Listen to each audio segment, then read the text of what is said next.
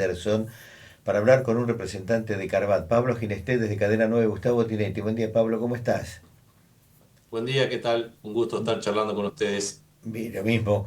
Pablo, ¿están con mucha agua ustedes también y bueno, y un día hoy desapacible y humedad? Sí, a ver, no tan inundados como ustedes ahí en la zona, pero sí también bastante complicados y bueno, todos estos días con mucha humedad, lluvias muy seguidas, ya en una época que los días son más cortos, viste, el clima bien de invierno y bueno, lo cual también venimos con una cosecha muy atrasada, lo cual dificulta poder terminar las tareas de la misma, ¿no? Y también avanzar con la siembra de trigo en lo poco que se puede hacer. Claro, tal cual. Bueno, recientemente Carvat dio a conocer un documento en el cual el perjuicio de obras atrasadas de la cuenca del Salado y hace 2 semanas hubo una reunión en Bragado donde se dispusieron los intendentes a hacer los lineamientos para las obras que van a ir precisamente después de esa agua que hoy tiene Casares, 9 de Julio y otros distritos, Bolívar y demás, hacia precisamente esa cuenca. Pero el análisis de Carvat, la primera pregunta es, ¿cuál es el motivo de tanto atraso cuando el Banco Mundial puso ya en la década del 90 el dinero para esta obra? Y segundo, ¿eso qué significa en materia de economía y de producción, ese atraso? El, bueno, a ver, lo que es inentendible es que un plan que se pensó para ejecutar en 10 años las obras más grandes y 15 de la finalización total, digamos, hayan pasado ya 10 años de esa fecha tope, digamos, y todavía no tenemos o tenemos el 50% de las obras.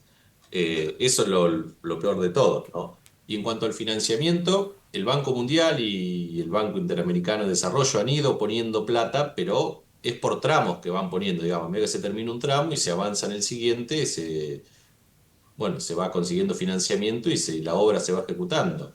El principal problema acá es que la obra, digamos, arrancó ya en el 2003, después de la crisis económica de inicio de década de Argentina, arrancó tibiamente y fue avanzando hasta el 2006, 2007 aproximadamente, donde entró en un parate que duró 10 años prácticamente hasta la vuelta durante el gobierno de Scioli prácticamente no se cavó ni un pocito con una pala de punta. Tuvo totalmente parada la obra y se reactivó en el 2017 aproximadamente y a partir de ahí sí se ha continuado a buen ritmo. Lo que pasa que, bueno, esos 10 años que estuvo parada en el medio no se recuperan con nada, ¿no? Entonces, ¿qué es el principal problema que estamos teniendo hoy?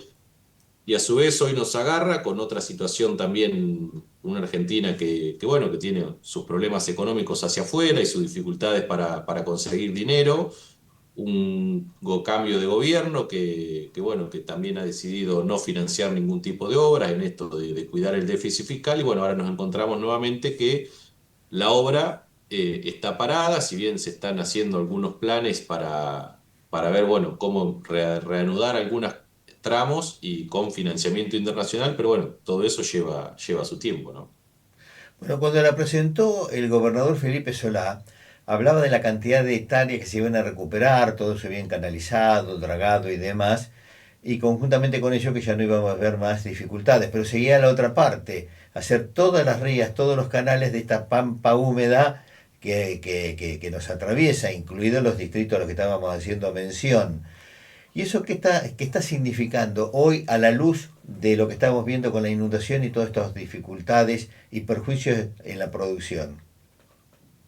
Bueno, voy a ver, la cuenca en sí son 17 millones de hectáreas aproximadamente y es una parte importante de la provincia de Buenos Aires. Recordemos que en la cuenca se produce aproximadamente el 70% del maíz y la soja, está el 40% del rodeo vacuno nacional, digamos, una parte muy importante, no solo de la provincia, sino a nivel país lo que representa.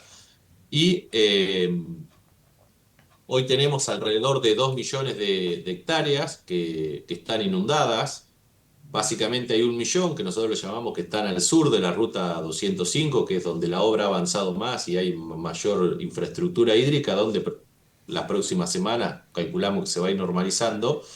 Y después lo que está hacia el interior de la ruta 205 o hacia el norte, digamos, que vendría a ser toda la parte de 9 de Julio y todo eso, digamos, Henderson y demás, donde no hay ningún tipo de obra, creemos que ahí hay alrededor, no, hay 1 millón de hectáreas aproximadamente inundadas, básicamente hectáreas agrícolas, donde Ujú. ya tuvieron pérdidas este año porque había mucho cultivo ahí en esas zonas y se han perdido y probablemente el año que viene no se puedan sembrar porque, digamos, en esta época los días son cortos, no hay evapotranspiración y, bueno, todos sabemos que acá en la zona cuando entramos inundado al invierno el agua se queda prácticamente hasta el verano, ¿no? Siempre y cuando no vengan nuevos eventos. O sea que por lo menos hay 1 millón de hectáreas que de cara a la próxima campaña están muy comprometidas. Bueno, los intendentes saben de esto que significa la producción, el derrame que origina el campo cuando le va bien, sin embargo gestionan y no son escuchados. ¿Qué se puede hacer para que se entienda de la importancia de que estas obras se tienen que concretar?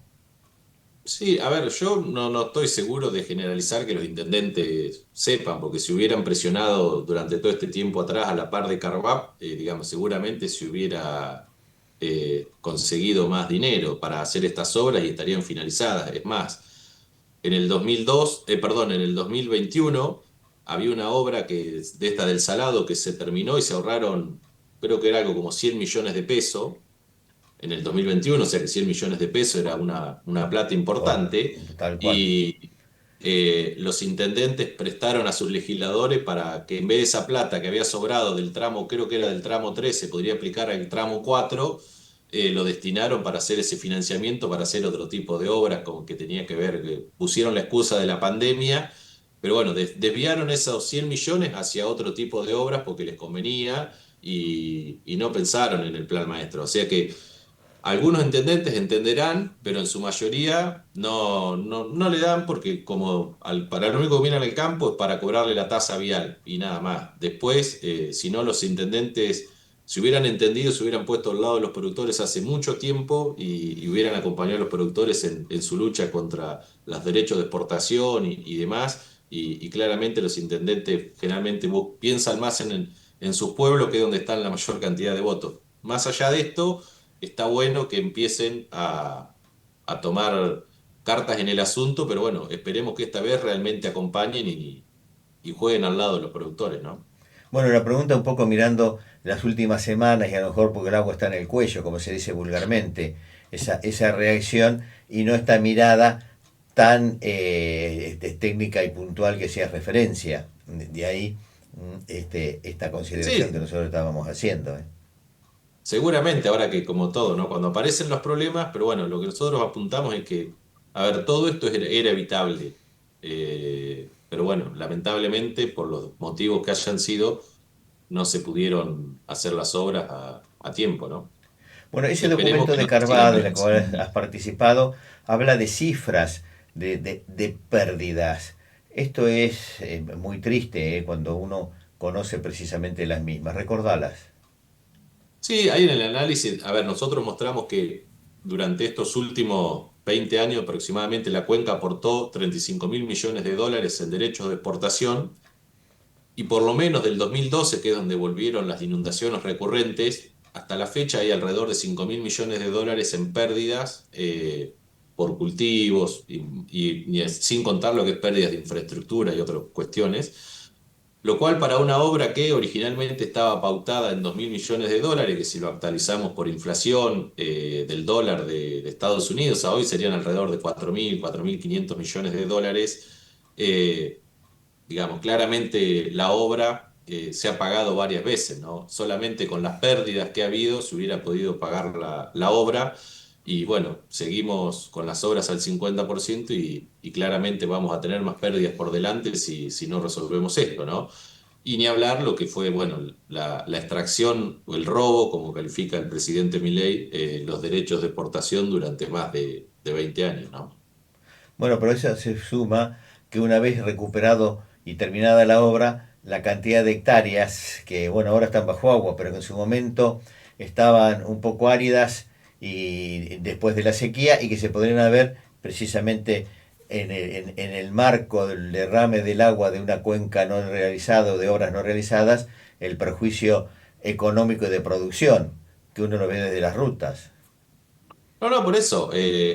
Eso fue lo que ya se perdió. De acá a futuro, todo lo que va a pasar, porque bueno, seguimos inundados todavía, ¿no? O sea que vamos a seguir acumulando pérdidas. Y lo que puso de manifiesto estas últimas lluvias es que la obra realmente funciona, porque donde las obras se hicieron, claramente en poquitos días más el agua va a estar normalizada, que ese es el objetivo de la obra. La obra Claro. no es que no te inundes nunca más. No, no, probablemente te vayas a inundar porque estos eventos que están ocurriendo tan severos son imposibles de aguantar por ninguna hora, pero bueno, que en un plazo prudencialmente corto la situación venga a la normalidad, ¿no? Eso es lo que tiene que hacer la obra y para eso fue pensada, no fue para que no nos inundemos nunca más, fue pensada para rápidamente poder mitigar los efectos. Bien, te cambio de tema porque otro tema preocupante del campo son las retenciones, que a fin de mes todavía hay como una interrogante qué es lo que va a estar pasando. Sí, a ver, digamos, pues el interrogante, ojalá estuviera, digamos, lamentablemente, el presidente sigue insistiendo que a partir del 1 de julio vuelve a subir los derechos de exportación a lo que es soja y maíz, básicamente, porque trigo y cebada fueron prorrogados hasta marzo del 2026, esta baja temporal, lo cual nosotros consideramos bueno, que es un error, porque, digamos, el presidente había venido con la promesa de bajar impuestos y realmente en el sector, si bien valoramos muchísimo las cuestiones esto de la baja de la inflación, la apertura de la economía, eliminación de trámites y demás, pero bueno, lamentablemente el sector ha perdido mucha competitividad y hoy no, y a su vez los precios internacionales han bajado muchísimo y hoy, bueno, no tenemos competitividad, no podemos seguir operando de esta manera y bueno, claramente necesitamos una baja de impuestos y por lo tanto volver a subir los derechos de exportación de la soja no es el camino correcto por la situación que están los productores, que realmente de una competitividad muy, muy pobre y de continuar así vamos a seguir perdiendo productores, van a salir de la actividad porque bueno, totalmente inviable se está volviendo. Bien, en este contexto y en el marco de reclamos de Carvat, ¿es posible alguna exteriorización, por graficarlo de alguna manera, que salga a las rutas? No, no, a ver, yo creo que lo que pasó en el 2008 fue algo puntual de ese año, después no, nunca más pasó y digamos, el productor entendió que eso fue algo totalmente anormal y pasó esa vez y ahí quedó. Probablemente empiece a haber alguna asamblea locales y demás, pero bueno, nada de estar pensando rutas ni nada por el estilo, ¿no? Creo que todos tenemos que tener la madurez suficiente para sentarnos a una mesa y poder dialogar estos temas de la manera correcta, ¿no? Que es lo que le estamos tratando de pedir al presidente Milei que nos escuche y bueno, que vea estas realidades. Uno entiende la situación del país y no es que le estamos pidiendo que a partir del 1 de julio elimine el 33% de los derechos de exportación de soja, pero bueno, empecemos a plantear un camino de cómo los vamos a ir eliminando para que todos nos vayamos acomodando a esta nueva realidad. El productor que sepa cómo va a ir recuperando precio, digamos, vía la baja de derechos de exportación, y el Estado también puede ir previendo cómo va a dejar de recaudar recursos por ese lado, para, bueno, intentar moderar los gastos de otra manera, ¿no? En esto de la sábana es corta para todos, somos conscientes, pero bueno, realmente el productor necesita competitividad, si no, el año que viene, en vez de tener 50 millones de toneladas de soja de cosecha, vamos a tener 40, y eso es una pérdida para todos, ¿no?